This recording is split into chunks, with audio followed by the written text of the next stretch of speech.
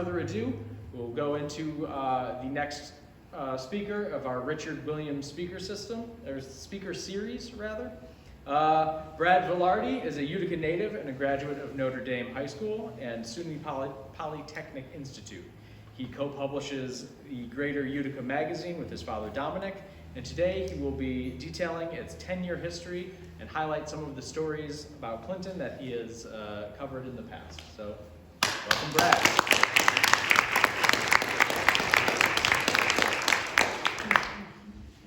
Thank you very much. Can everybody hear me okay? Yeah. Well, I didn't know that I was a part of the Richard Williams speaking thing here. That's a great honor. I had no idea. I've known Dick for a long time now, and his writing and the writing of folks like him that have covered local history for years has been a great inspiration for me and everybody else that does what I do. So that's a great honor. Thank you. And I want to thank everybody here for being in attendance. I know Sunday is typically a day of rest and relaxation, and you want to sit on your couch and enjoy the warmth of your house, but you took the time to be here today, and it means a lot. And by the way, you have my full permission to check your phone for any NFL scores and updates. That's what I would be doing if I was sitting in the crowd today, so be sure to shout out a Bills score if you could, because it's killing me. I first stepped foot in this building 8 years ago, and I have a close connection with this historical society because I came in here in December of 2016, and that's when I met Dick and a gentleman named John Burdick, who I'm sure many of you know was a great guy and a huge supporter of Clinton history, and he was a part of Clinton history, his family was. And I was here because my father said, we need to do a story on the Clinton arena. And I thought, I didn't even know what it was. I mean, I was pretty young at the time. I wasn't too astute with local history. And so he said, we have to go, we have to research the Clinton arena, we have to do a story on this because the people are gonna love it. We're gonna put it on the cover, it's gonna be a huge hit for us. So I came here, and Dick and John really went out of their way to help me comb through all the history files, show me the pictures, gave me firsthand accounts of what the atmosphere was like in the Clinton arena. And when we ran that story, that was a huge turning point for our magazine. Our fans and our readership went up so much from that day forward. And ever since then, we've made it a point to cover Clinton history, cover the history of hockey in this area, and we hope that you all have enjoyed those stories along the way. So the first thing I wanted to talk about, if you guys don't mind, was I wanted to inform all of you kind of what it is that is the inspiration behind our approach to writing. That is my father and I and everybody who contributes to Greater Utica Magazine. Because, whoops, there we go. I'm a firm believer that anything history related that's worth reading should come from the heart without distorting the truth. Because too often we see history written in such a way that's more appropriate for a social studies textbook than it would be for, say, a novel. And in my opinion, this is kind of a mistake that people make because there's human beings involved with history.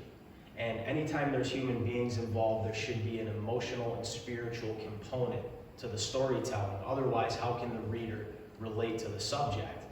I think the writing should come from the heart of the writer and pour into the heart of the reader. And my father believes that same thing as well. And this is particularly true when it comes to local history because we have such a tremendous connection to it. This is the area that most of us were born and raised in. If it isn't, it's the home that we chose as our adopted home later in life, and we're all very passionate about it. So, before my wife and I go on vacation to a particular city out of state that we're not familiar with, we always try to do some preliminary research about the place we're going to. We want to learn a little bit about the culture and the history of that particular area. And like most people in our age bracket, when we want to educate ourselves, we go to Wikipedia or we start Google searching things. And, we try to get a general idea of what that area is all about. But being from the Greater Utica area, I've come to understand that you cannot grasp the essence of a particular community unless you experience it for yourself. You can't do it through a Wikipedia page or through your phone or through your computer screen. You have to understand what that area is all about. And the one characteristic about our area that is a defining trait for us is our generosity. And again, that doesn't play through a computer screen or a phone. The sacrifice for our fellow citizens that people have shown over the many generations, these are the kind of things that we try to highlight to give people an idea of what the Mohawk Valley has to offer. And we see this play out every day through charitable organizations that still exist in our community, or just the common decency that people show to each other in the Mohawk Valley. If you've traveled around the country, around the world, you know that this is not a given, that everywhere you go, people hold the door open for you. They welcome you in every place that you walk into, but that is common here. And you have to come here to understand that, or you have to read a publication like Greater Utica. At least that's what we hope. Now, up on the screen here, I have a picture of the ice rink in Clinton, which is right around where Clinton Tractor is today, right at the point there. Now, the Clinton Community Ice Rink is not, we'll say, significant enough to be included in a Wikipedia page per se, but it's played such an important and influential role in the lives of people in this community. They call Clinton the biggest little hockey town in the USA. And this rink is exactly where many people from this village first strapped on a pair of ice skates and experienced that love for the game and ice skating for the first time. And only in a publication like Greater Utica and some others will you find a detailed story about something like that. We want to help people feel that same feeling that they felt when they put skates on for the first time and went on that rink. We want to relight that candle in their mind, that memory that maybe they hadn't thought of for a long time. That's one of our major goals. So,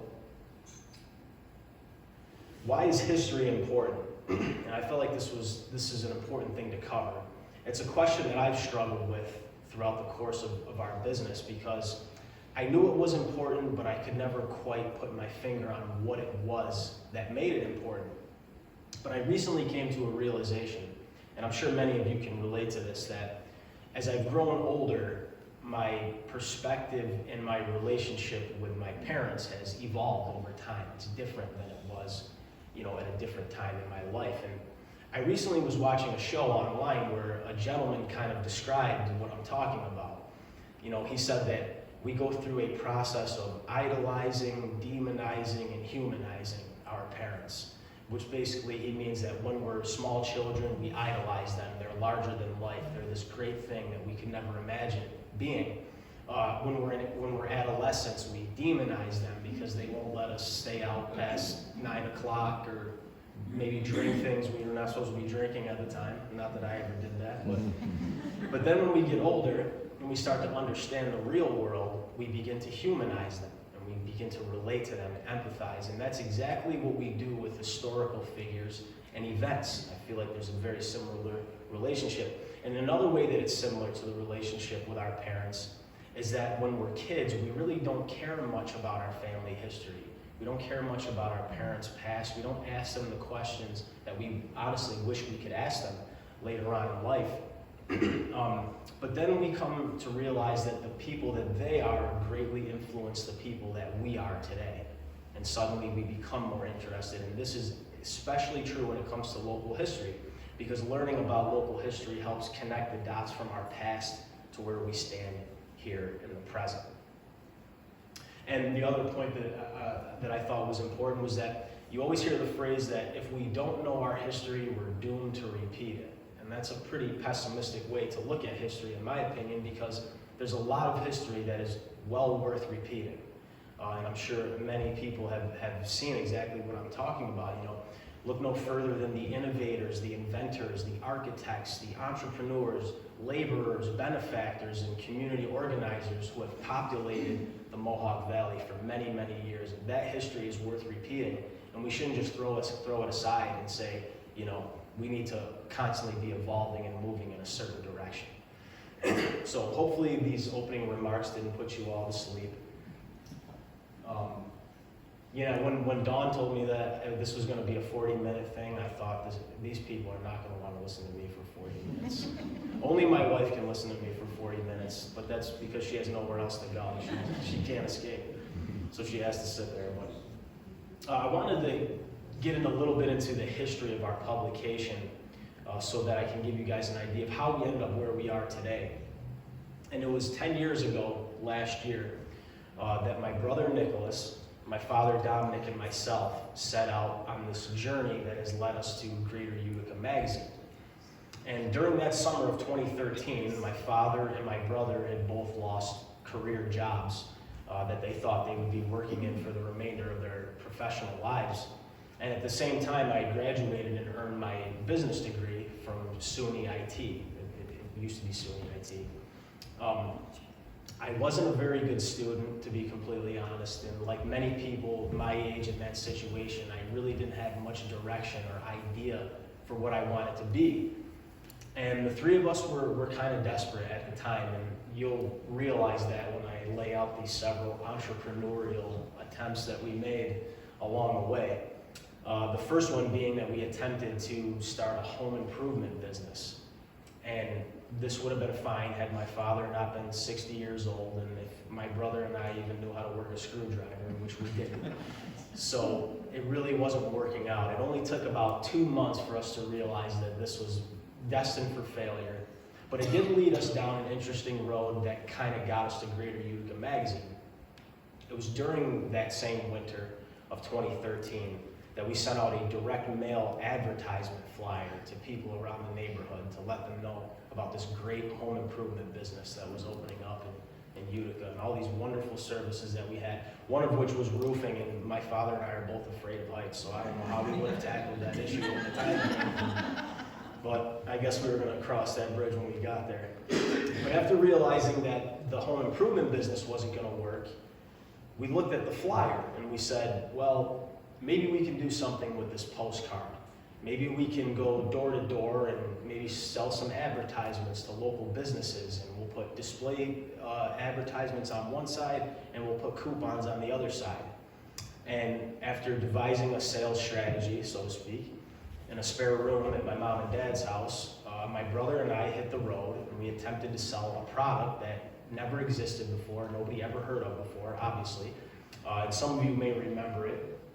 It used to be the CNY Clipper. You used to get this in your mail, but it probably went right from your mailbox into the recycling bin based on the coupon response people were getting at that time. So again, it didn't take long to realize that this wasn't going to be exactly the holy grail that we were looking for. So in the meantime, while we're doing all this, and we're depressed, going home every night, wondering how we're going to make ends meet, or how we're going to put food on the table. My father was developing a Facebook page where it was strictly for fun. He called it East Utica, and he used to post photos of his old neighborhood, East Utica, back in the day. And then before you know it, it grew into pictures outside of East Utica, and then areas outside of Utica.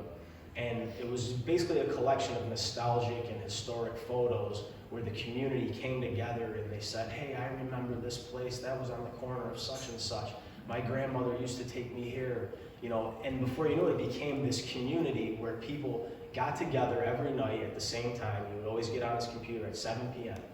He'd get on the computer and all of these people would flood in. And before you know it, he accumulated about 10,000 people that followed this page. And that's when he kind of figured out that there was a market, so to speak, for historic and nostalgic information, photos, stories. Maybe we could do some research. And we had no idea the rich history that Oneida County had at that time. That was kind of something that developed over time as we started. But my dad always had an interest in graphic design, all the way back, back into the mid-1990s. My brother had sales experience throughout his entire life, and the only good marks really that I got in school were for writing assignments.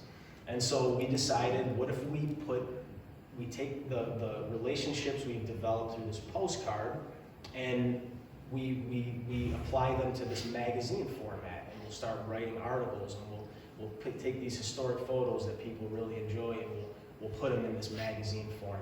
And that's kind of how things got started.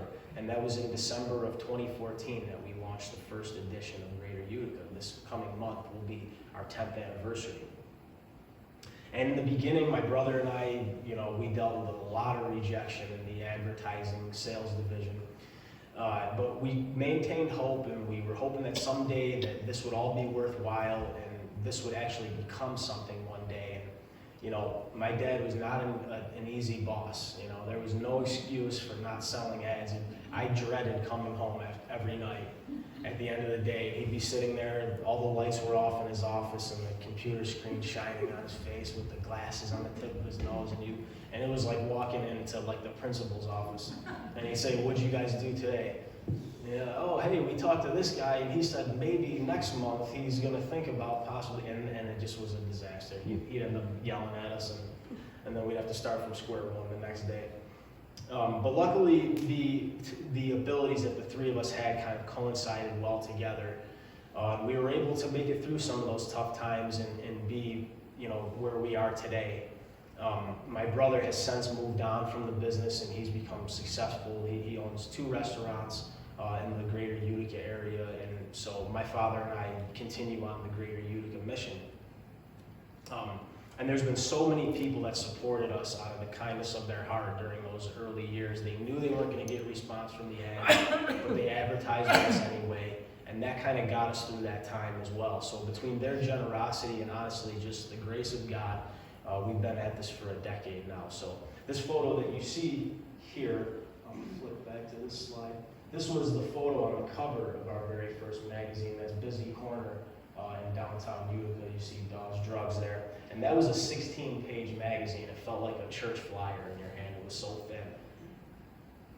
But then by 2015, you see that's the Screaming Eagles drill team that's on the cover of that issue. That was a hugely popular issue. But by the April following 2014, we had increased to a 32-page magazine. So the magazine was double the size in about 4 months.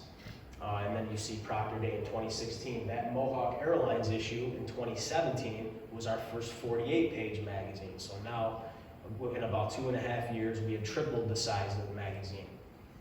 Now moving on to 2018, you see Griffiths Air Force Base. 2019 was the very first year we published our 64-page magazine. So now we were 4 times the size we were when we first started, and that's actually the most pages we've ever published. Unfortunately, COVID hit the following March, and we never quite got back to that 64-page level, but luckily we are in a great place right now.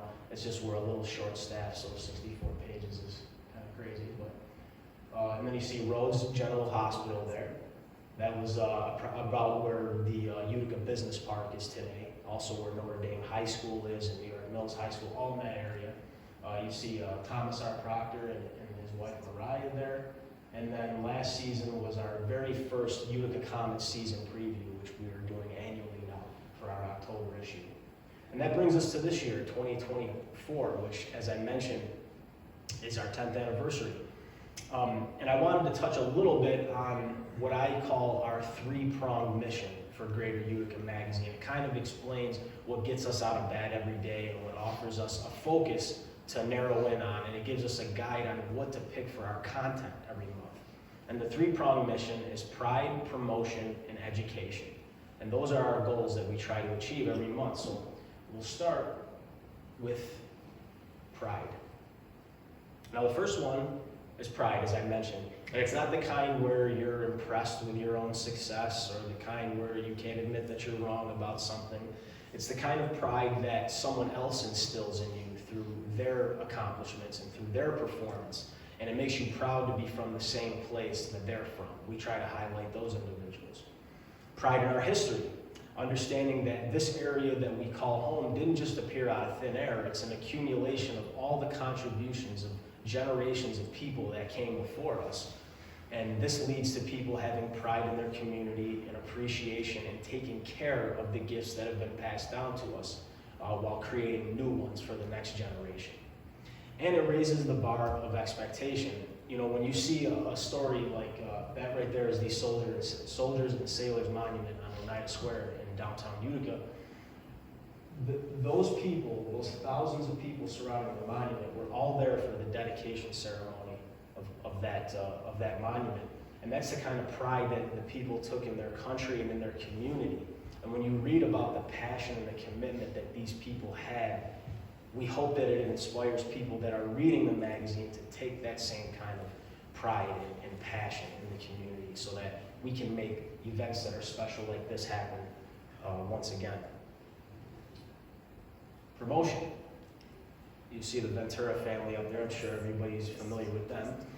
And, one of our primary goals, again, is to promote our history. Our history happens to be our community's greatest asset. I could be biased in saying that, but that's truly what I believe, because we've had such an enormous impact on national and international history right here in this small community since the birth of our nation. Whether it be, we've had veterans of every single war since the Revolution. The fact that, we were a hub for the abolitionist movement, the founding of American Express, Bristol-Myers Squibb, which occurred right here in Clinton, and is now one of the biggest pharmaceutical companies in the world, if I'm not mistaken. But the list goes on and on and on. And the more people in the public understand that this is our history and this is the value that we bring to the table, the better. And of course, we want to promote our local businesses. This is one of the incredibly gratifying parts of the job that I get to do every day, is that I've had the privilege of telling the story of so many incredible businesses. And this one right here might be near the top of the list, Ventura's Restaurant. To help the community get to know these folks on a personal level is something that they trust you with, and that trust means a lot, and we hope that we've delivered on the promise to help people understand that these are the hardworking people that are the backbone of our community. And there's nothing better than when an advertiser comes to you and says, I got customers off of my ad, from your magazine, that you've actually tangibly helped their business in some way or another, is really just a great feeling. And of course, we want to highlight the contributions of those who are still living today. The Utica Comets, Indium Corporation, the Central Association for the Blind and Visually Impaired. We just covered a woman named Libby Least, who actually runs NBC's Today Show right now. And she's a New Hartford native who went to New Hartford High School. So those are the kind of things that we want to promote. And of course, education.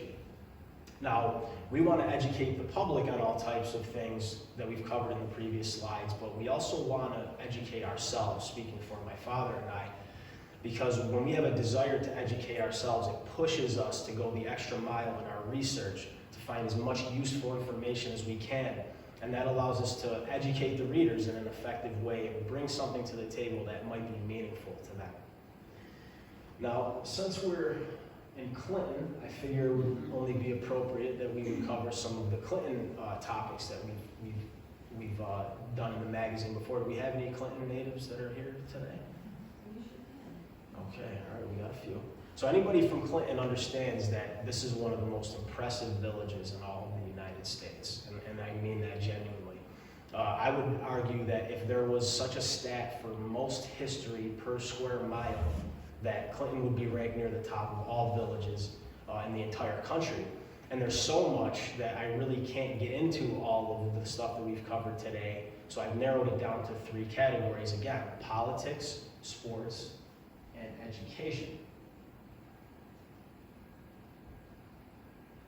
You'll see some familiar faces up there. Now let's start with the Root family. You see L.U. Root. I always hope I pronounce his first name right. You see him up there. His family has such an incredible legacy in the village of Clinton, and it all began at Hamilton College.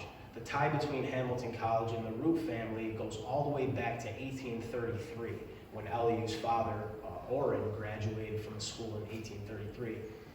He later became a member of the faculty and taught mathematics, geology, and astronomy at the college, and in 1852, he was added to a committee that basically designed the layout of the entire campus, and he remained in charge of the grounds until 1881. His son, L.U., who we have a picture of right there, was born in Clinton in 1845, and as a student at Hamilton, he graduated at the top of his class at 19 years of age. Obviously a very intellectually gifted person. And he became a teacher at Rome Academy the following year at 20 years old. As a lawyer, he was involved in some very high-profile cases, including the legendary trial of William Boss Tweed in 1873. He was junior counsel to the infamous politician. In 1883, President Chester A. Arthur appointed Root as the U.S. Attorney for the Southern District of New York, and it was during that time that he developed a close friendship with Theodore Roosevelt, future president. In 1899, Root was selected as President McKinley's Secretary of War. President McKinley, you can't really see it too good, but he's the gentleman right in the very front on the left there, and this is his cabinet. And Root is sitting there to his right, there in the front of the photo. And then, in the following administration, the Roosevelt administration, which there's Teddy Roosevelt to the left there with his cabinet, he became the Secretary of State. So the Root family's personal contributions to the country and to the college itself are just incredible. And as far as the college goes, they donated the Root Glen, which I have a picture of here if we backtrack just a little bit, which is a beautiful trail. If anybody has yet to visit that hiking trail, it's really, really nice.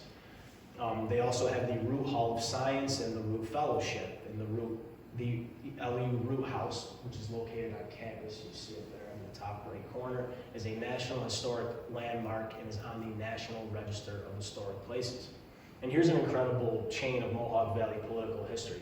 In a 10-year span, you had LU Root serve as Secretary of War, Secretary of State during the McKinley and Roosevelt administrations.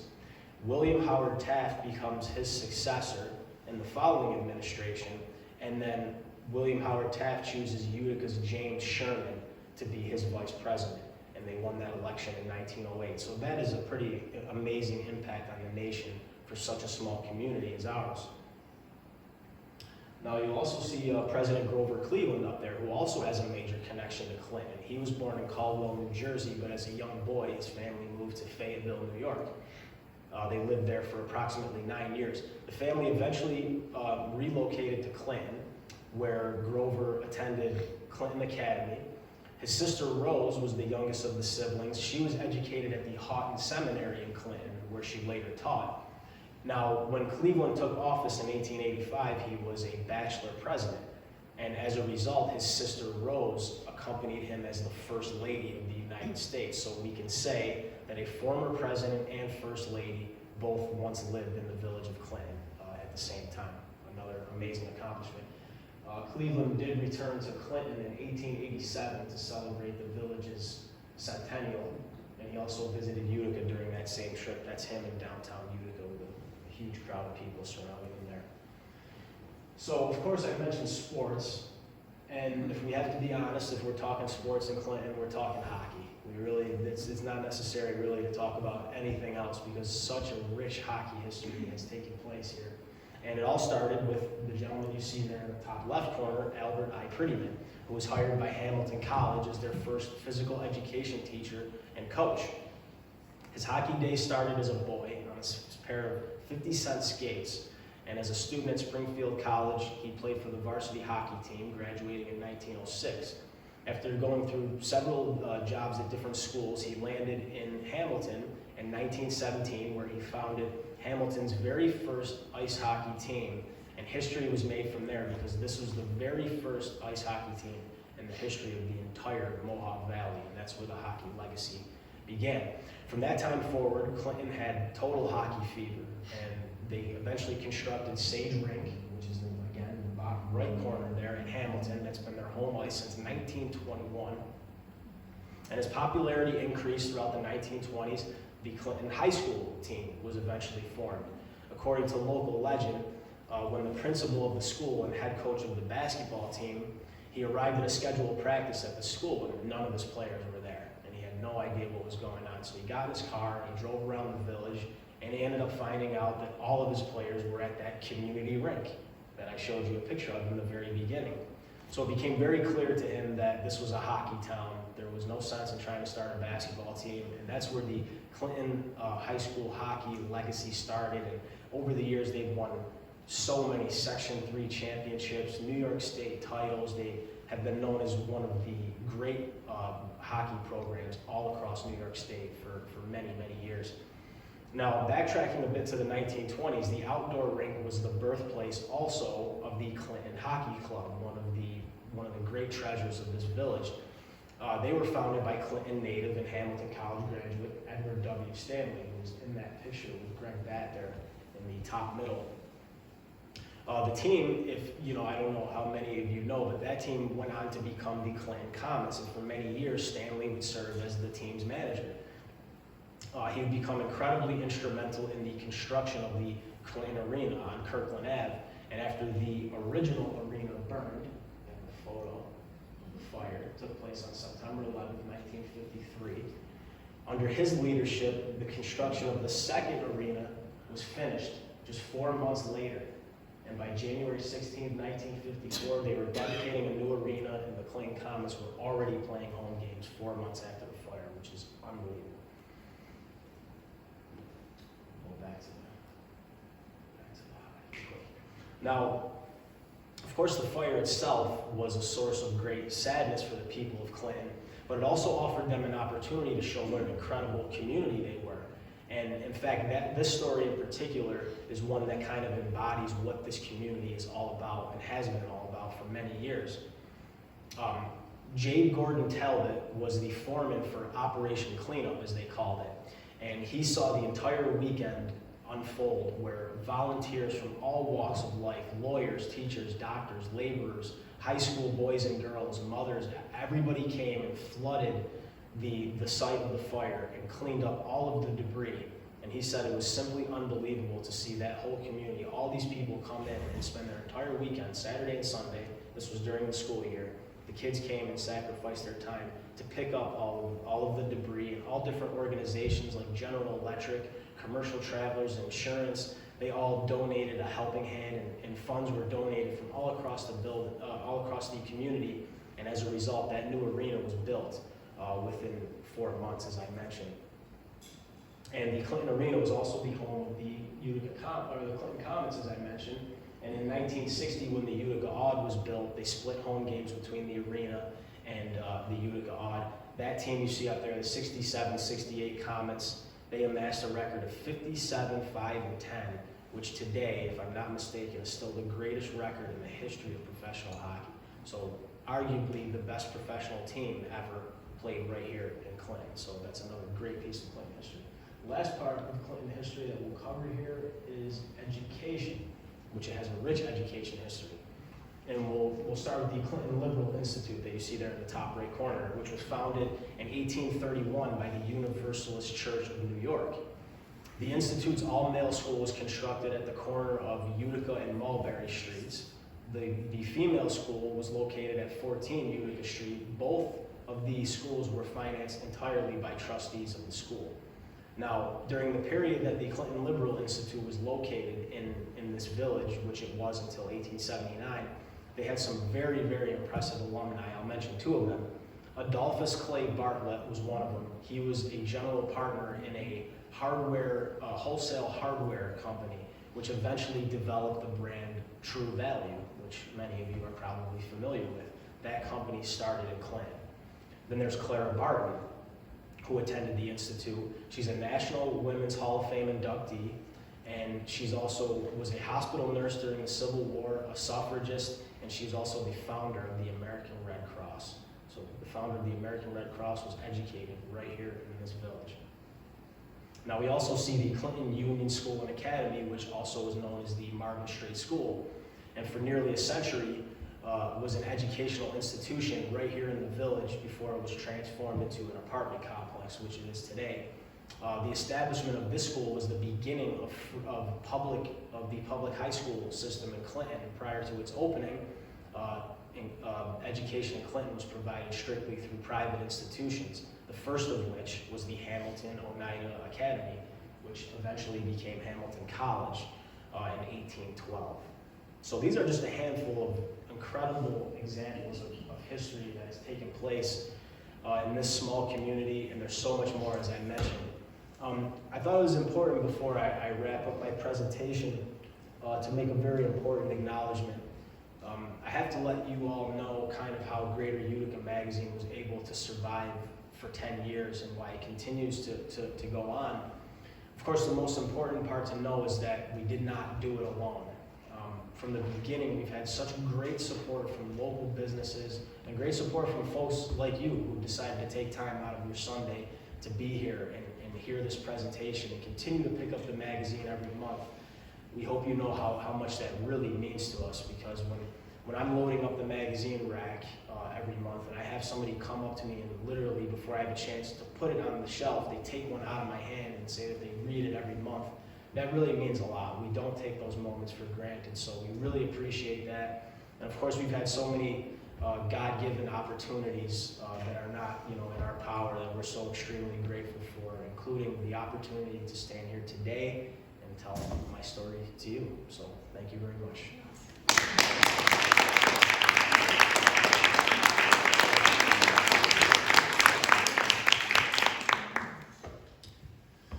If anybody had any questions, yeah, sure. Your articles are so terrific and so well researched, and I wondered where you get your research? Where do you do that? Oh, well, there's all different places that we get it from. We're really blessed to have the internet. Dick has been doing history stories for years and years, and he did not have for many years the advantage of the internet, which I always try to acknowledge whenever I talk about this, because folks like him and Frank Tomato and Joe Kelly, I really don't know how you guys came up with that stuff. Just hard work and hours in the research and research areas. But we rely on the Oneida County History Center. If we have stories that we do on Clinton, we're never hesitant to give you guys a call, and you always provide us with great photos and info.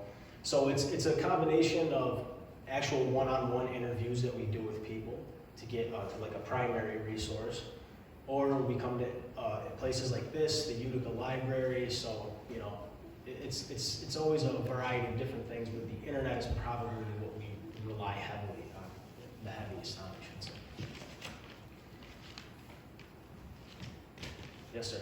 Mike, do you have any favorite tidbits or things that you learned, or when you started getting into doing industry, just be like, wait, what? And even if it didn't, maybe it didn't remember. Yeah, I mentioned a couple of them in here of the founding of American Express, which really kind of blew me away. And we actually have a photo, which I wish I included in this, a photo of downtown Utica where the original American Express headquarters were. It says American Express on the building and everything.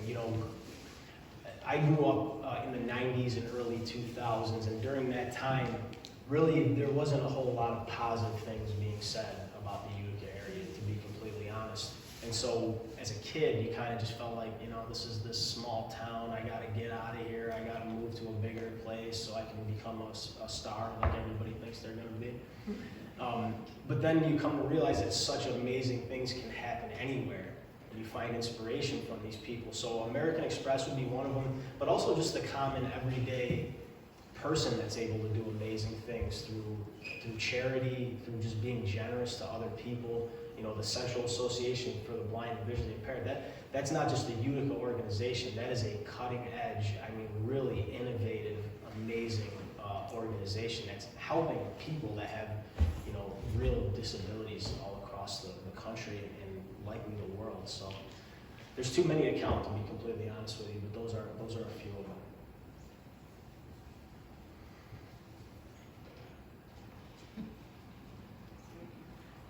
I guess I covered it all, right?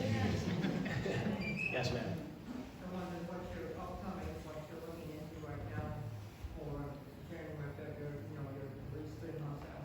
Sure, right. Yeah, we're actually currently working on December, and we're going to be doing. This is another thing that we've tried to do is we try to incorporate more modern, present-day topics mixed in with our history. So one of the things we're covering is we're doing our annual story on Utica City FC, which is the indoor soccer team that we have that plays at the Utica Auditorium.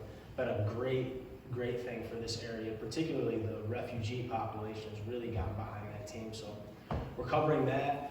I should know this. It's slipping my mind right now. But we do have it all accounted for. Actually, Utica's first mayor is one thing that we'll be covering. That'll be our cover story for this month coming up. And I plan on publishing a message, kind of a thank you to our readers and supporters for our 10th anniversary, which will be marked by the December issue. This is just a general question. Yes, ma'am. How do you get youth involved? How could you get youth involved in your magazine in history? Sure. You know, I asked my husband that. Well, you know, that's been kind of like the million-dollar question for us from the time that we started, and we're actually in the process right now. We just remodeled my dad's basement recently, and we're turning it into sort of like an internet video studio sort of a thing. So we plan on doing all kinds of new video content to kind of bring that to social media, bring these stories to life, kind of bring them off the page, because a lot of them are very lengthy. You know, there's even a lot of like adults, older folks that really don't want to sit down and read like a 3,000 word story. It's a lot. It can be a heavy undertaking, and there's so much information to try to comprehend while you're reading it. So we're trying to kind of take those stories, bring them to life in shorter form, and kind of add some of that the photos and things like that to it. That's our strategy moving forward, to try to get a different audience, a younger audience more involved, is to get more involved in the social media. And, you know, when I do come across young people that have read the magazine, they always say they can't believe that this happened here, or that happened here. So all it takes is for them to pick it up, but I've kind of given up on them picking it up. I don't think it's going to happen. So that's why we're kind of transitioning more towards this digital kind of way of doing things, because that's just where the eyeballs are, you know, so we have to conform.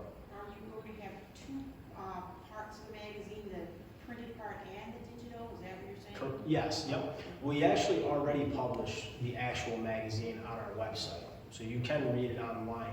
But yes, we'll continue to have the magazine, but we'll kind of take stories from the magazine and put them in video form so that they're more easily digestible.